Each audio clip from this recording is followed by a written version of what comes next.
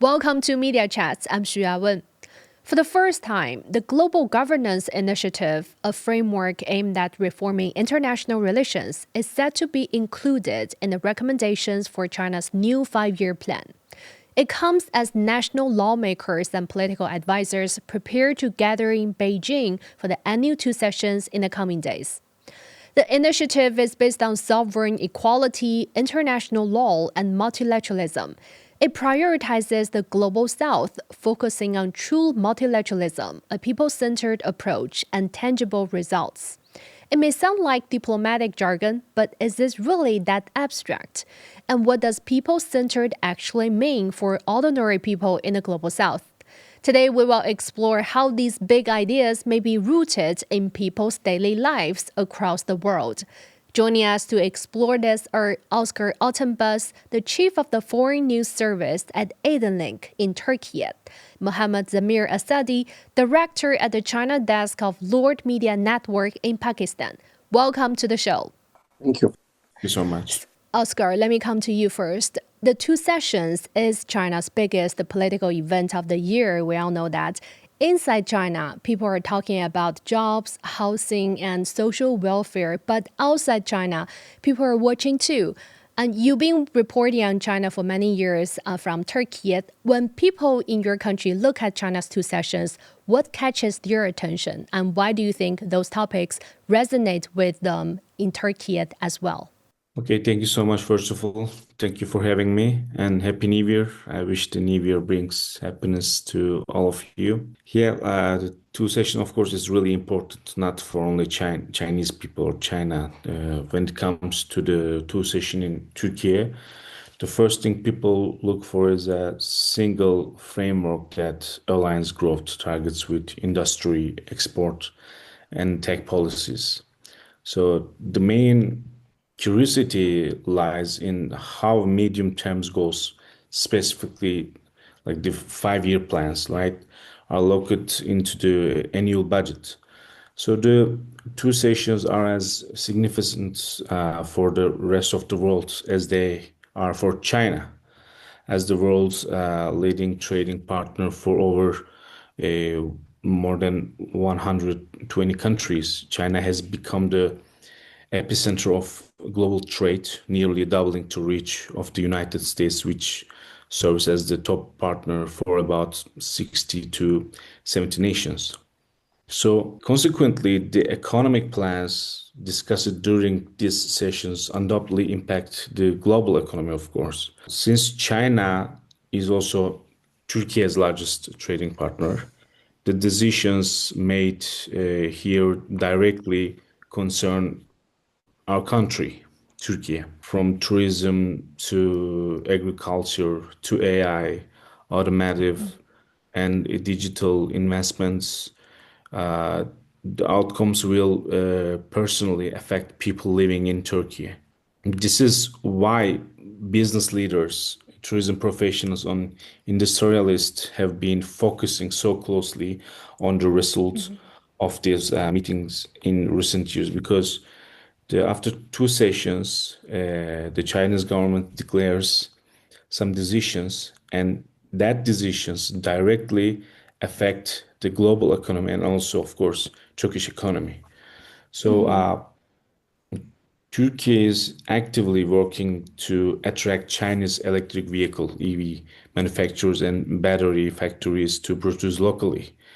The support provided for the overseas investment of Chinese companies during the two sessions will determine the flow of direct capital into Turkey. Zamir, let me come to you now. The GGI talks about putting people at the center, and that phrase can sound like a slogan, but in Pakistan, the China-Pakistan Economic Corridor, or CPEC, has moved from building highways to building factories and creating jobs. Does that shift seem like people-centered cooperation to you? And do you think the old way of doing global governance forgot about ordinary people? Yes, thank you very much, first of all, for inviting me in this very significant debate at the start of a Chinese Happy New Year, and very warm wishes for the Spring Festival as well. And this is very important time when China is going to host the two sessions that are already, considered and taken as a very important sessions in China, not only for the domestic audience but for the international audience as well. As a Pakistani journalist, observing developments on the ground over the past decade, I would say that the phrase "putting people at the center" only sound like a slogan if you have not seen how policies translate into the real lives. And when we talk about the China Pakistan Economic Corridor or the CPAC, we are not just talking about roads and power plants anymore. In this early phase, CPAC focused heavily on infrastructure, motorways, and energy projects. But I think now we are clearly seeing a transition towards industrial cooperation between China and Pakistan under this flagship project of the Belt and Road Initiative, and towards a special economic zone, vocational training centers, agricultural modernization, and the job creation.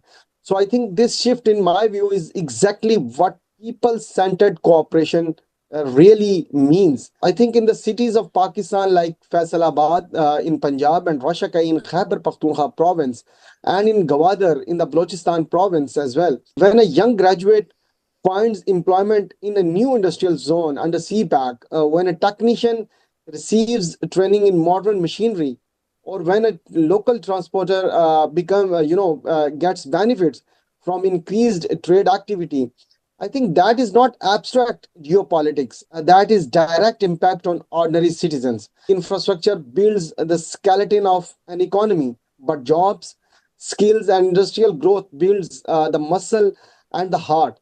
So yes, I do believe that this second phase of CPAC reflect a more people-centered approach, and because it is now directly linked to livelihoods, poverty, alleviation, and local empowerment as well.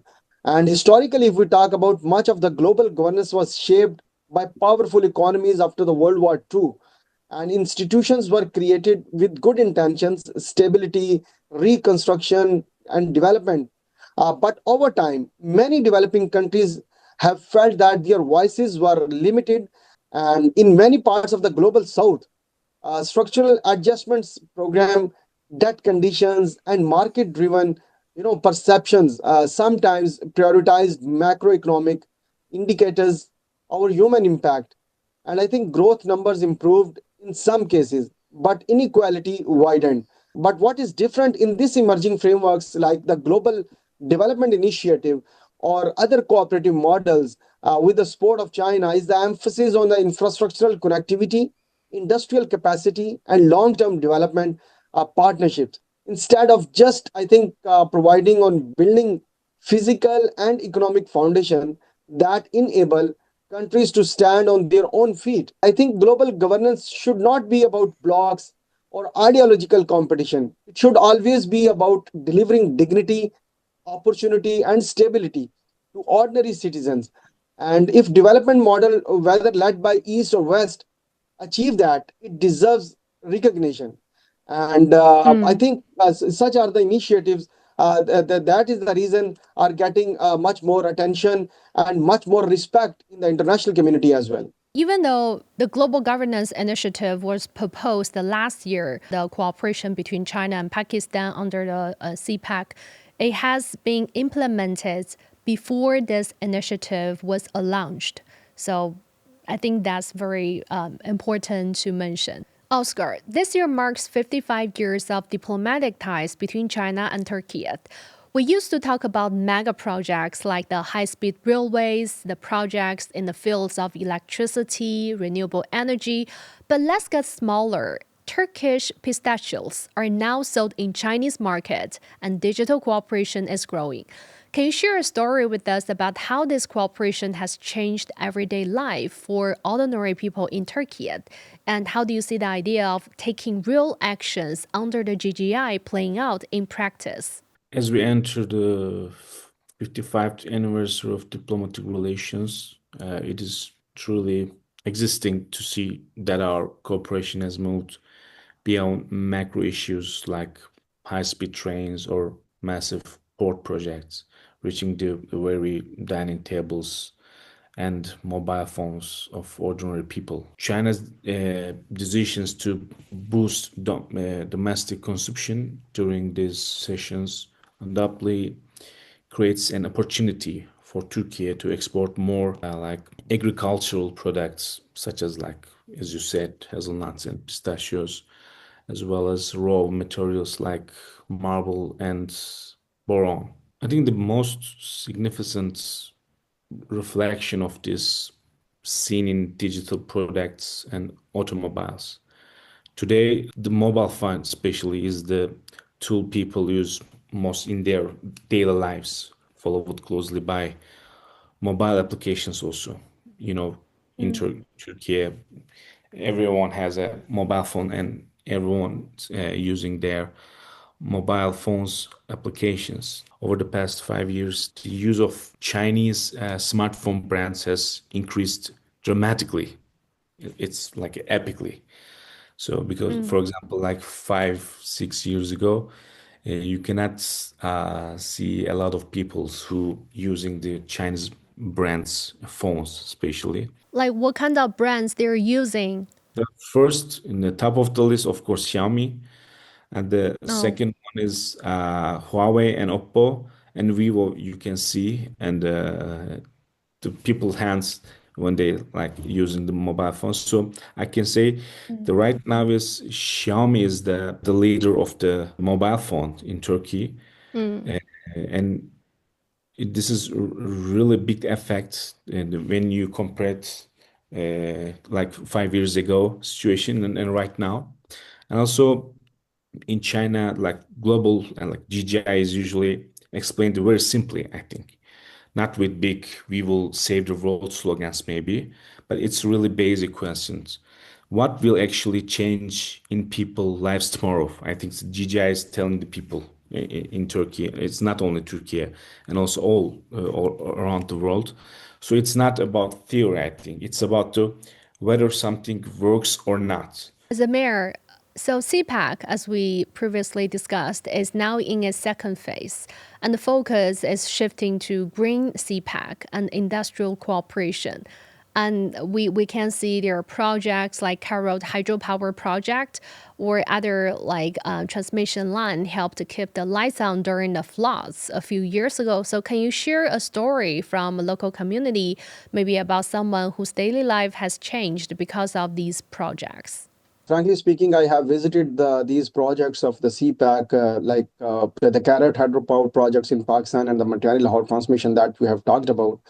And I always believe that the true test of any grand policy, whether we call it a global governance or green development or a strategic, partnership, is not what is written in policy papers. I think it is about what changes in a village or a home or a small shop. Let me share a story from near the Kohot hydropower project area. A few months ago, I met a school teacher named Imran in a village not far from the project site.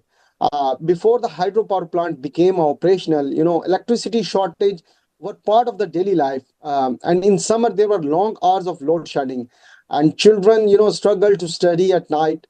And small businesses relied on expensive diesel generators. And today, the situation is visibly different, and electricity supply is more stable. And the guy, Mr. Imran, told me that his students now prepare for exams under proper lighting. And the school has even introduced basic computer classes because power interruptions are less frequent. But what struck me most was something else. As he speak about how the project included measures to protect the surrounding ecosystem, reforestation, water management, and biodiversity monitoring, and that was very impressive. As a corporate social responsibility, the Carrot hydropower project have done for the local community, and the local farmers initially, feared that large infrastructure would damage their land or water resources. But with environment safeguards in place and community engagement programs, many of those fears were addressed. And some villagers, were even employed during the construction and in ongoing operations. And for them, I think Green CPAC is not only a slogan, it is a balance between development and environmental responsibility. That is the global governance that takes you in a balanced way together towards the the meaningful results. Yes, from those vivid examples, we can tell that cooperation between China and Pakistan are really changing people's daily lives, and for children, for parents, and also for the region. And now let's shift the gears to discuss the hard reality, the global governance deficit. We know recently the UN Secretary General warned that the 2026 could bring more chaos and more surprises. And multilateralism is weakening, inequality is growing. For developing countries, this global governance deficit hurts the most. So, Oscar, Turkey sits between Europe and Asia, and you see the conflicts in the Middle East, you see tensions in the Black Sea. So, from your perspective, what does this global governance deficit actually look like? When the big powers can't agree, when trade routes are disrupted, how does that hurt a country like Turkey? As you know, Turkey is currently surrounded by zones of active conflict. When we look at the south, there's a Palestine and Lebanon. There's active conflict over there. And there's still no stability in Syria and Iraq. And right now, US trading Iran. And when we look at the north, there was the biggest war until like in this century, like Ukraine. So the geopolitical situation in which Turkey finds itself carries significant risks. So Western states bear the primary responsibility for the conflicts in our region. The main reason for the instability created in countries like Iraq, Syria, Lebanon, like is that Western powers have turned these regions into conflict zone for their own interests. So this is true not only for the Middle East but also for the Black Sea, of course, as you said. The reason the war in Ukraine continues is the Western warlords' goal of selling weapons and weakening Russia. Although they have tried to achieve this, they have not been successful, of course, as we see right now so far. However, this situation is greatly affecting the global economy, I think. A governance deficit occurs when institutions like the United Nations or the World Trade Organization, I think, lose their role as referees, and major powers such as like US, China, and Russia impose their own agendas unilaterally, especially I'm talking about the US, of course. This situation is akin to a traffic intersection without rules, where everyone tries to push through by driving the biggest truck. Right now, Turkey sits right at the center of this insurrection, and there is three important things for the Turkey about this. The first one is supply chain disruptions, I think. Turkey envisions itself as Europe's production hub, but instability in the Suez Channel and for the Black Sea halts the flow of raw materials. Freight costs rise, and Turkey's import bill swells. And the second one is, I think, the energy cost of course. Even though Turkey serves as an energy bridge, there's a Turkish stream. There's a line from the Russia and through the Turkey to Europe. So this reflects directly on citizens as inflation and current account deficit, I think. And the third one is the last one is the fight foreign direct investment. I think the capital is timid right now. It becomes difficult to attack long-term technology investment to a region caught between wars. It's North Ukraine and South Middle East. So we can clearly see that this global economic disruption is also giving birth to political and military crises, I think. Unilateral sanctions imposed by Western states on many countries, not only for the United States, also the European countries, the particularly like Russia, of course, are negatively impacting the global economy. Instability along major energy routes is driving up energy prices. The rise in energy and commodity prices is further impoverishing humanity. So Turkey is also affected by this as an energy dependent country, because we have no energy sources like oil. When we see the last 5 years, there's a lot of conflicts and thousands of people still dying. But the United Nations right now can't do anything about it. But in this new security system, maybe can solve these problems. The mayor, Oscar, just mentioned that the world needs a new system, and the global governance deficit is hurting Turkey's economy because some Western countries are putting their own interests ahead of the humanity.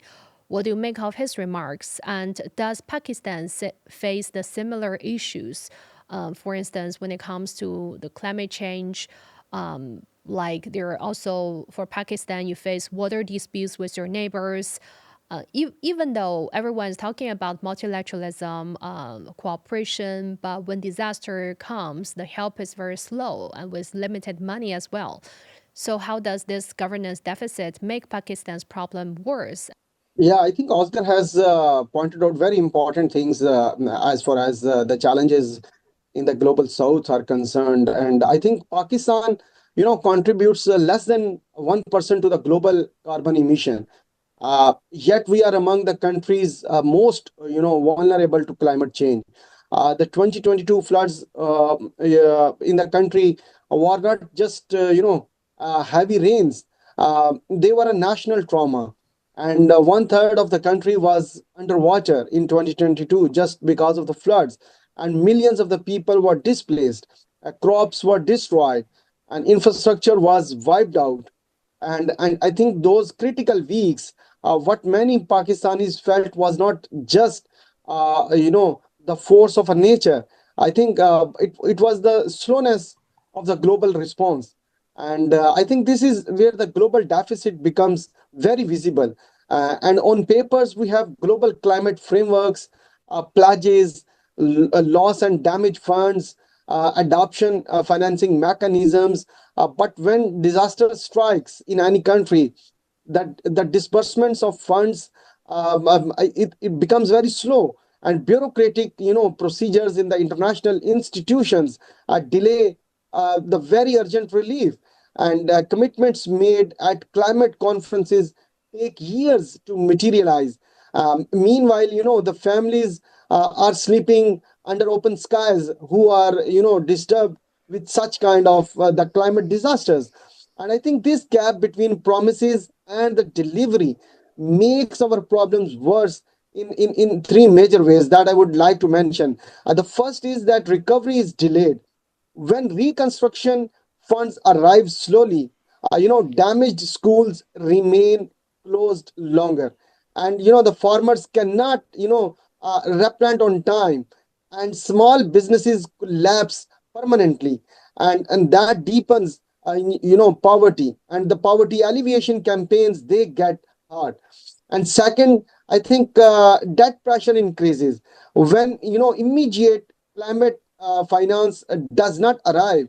Countries like Pakistan are forced to borrow more, and sometimes at commercial rates, just to rebuild what was destroyed by a crisis we did not create. And I think that creates a vicious cycle.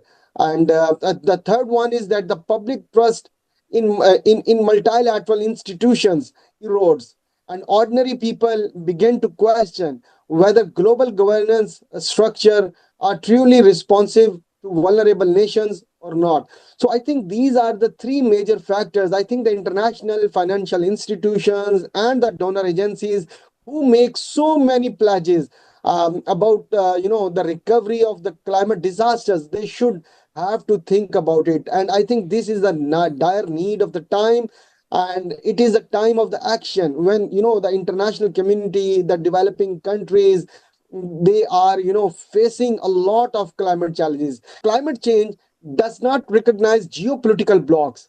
We need cooperation from all major powers. Like China is already doing that, but I think United States, the Europeans, the Gulf countries, multilateral banks, international financial institutions, they should, come forward, and they should fulfill their responsibilities, their commitments, and their pledges that they have, made in the past. And the scale of the crisis, demands, I think, the collective action.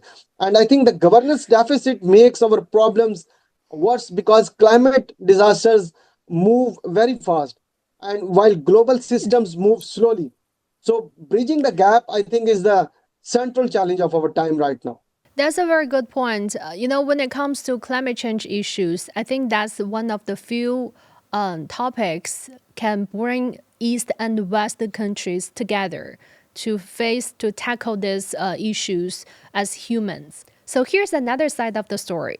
The Global South is not just the victim of this broken system, it's becoming a driver of change. And the Global Governance Initiative is a response to that demand for a more inclusive world, even though it's not easy. So, Oscar, to be honest, Turkey's neighborhood is tough, as you have also briefly mentioned. There are conflicts, you have power politics, you also have old rivalries. So in this kind of environment, how realistic is China's vision of this global governance initiative? A vision based on sovereign equality, on multilateralism, on people-centered approach. So is it what the region wants? Actually, for the first question, the answer is really simple. The vision launched by China under the leadership of the Xi Jinping offers a significant opportunity for the humanity. So all worlds needs to understand this situation. Like initiatives such as Belt and Road and GGI, Global Governance Initiative, are opening an important path as we build a new world. Now we are talking about the new system, right? Today, everyone, including the Western elites, acknowledge that the unipolar world has collapsed and we are transitioning into a multipolar world order. But the question is, how will we ensure stability while establishing this new order? This is the most important question for the future, I think. China's vision in this matter at this point learns from the mistakes of the past.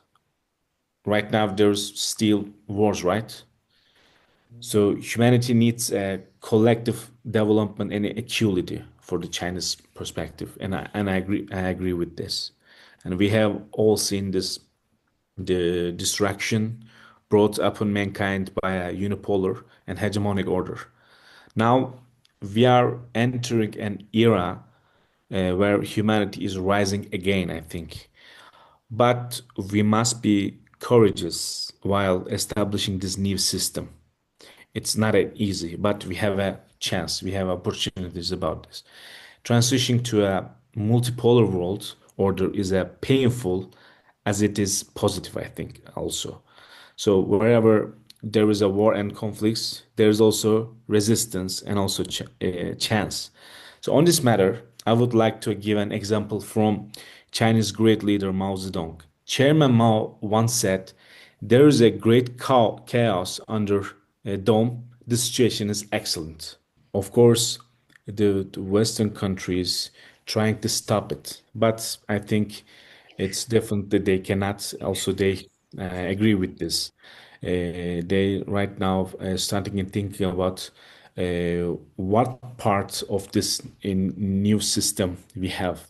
So maybe there's a big conflicts and wars over the world, but as I said, if there's a war, if there's a conflict, also there's opportunity. Zamir, here's another question to you. So the global system we live in today was largely shaped 80 years ago. Do you believe we're now witnessing the early stage of a new global governance era? And if so, what role do you expect the global South play in shaping the rules this time? I think all of the debate right now is that the previous systems that were developed by the Western powers, they have really collapsed as we are witnessing the geopolitical tensions and the other trade competitions, the tariffs, the competitions between the diplomatic influence and the trade protectionism, isolationist approaches are on the rise. I think such kind of collaboration that is pushed by China, I think is need of the time. I think we should need to develop such kind of a mechanism that is providing the equal and the fair platform, the balanced platform to every developing country, where their voices can be heard, where their opinions, where their ideologies are being respected. I think this is a time where the geopolitics is changing very rapidly, and if you respect the different ideologies, if you respect the different opinions, then we can move forward in a balanced way by respecting each other globally, for getting the meaningful and the beneficial results for our coming generations. If we will not be agreeing on a fair mechanism of the globally, then definitely our coming generations will be affecting, they will be disturbed, and they will be cursing us, that what kind of a world that we have left for them. So I think this is a time where the Westerns or the Americans or the other countries who are trying to dominate the international arena or the landscape, I think we should make them feel that this is the world that is equally coexistent place for every kind of ideology. So I think a system, such kind of a system must be developed that can ensure the sovereignty, the dignity, and the territorial respect for every single nation. So here's a question for all of our panelists. We have covered a lot, from trade, climate to geopolitics. Now I want to discuss something simple. In one sentence, what do you think is the biggest value or promise of China's global governance initiative for ordinary people in the global south? The greatest promise of China's global GGI for the global south and ordinary people is to offer an alternative and sovereignty respecting paths to development.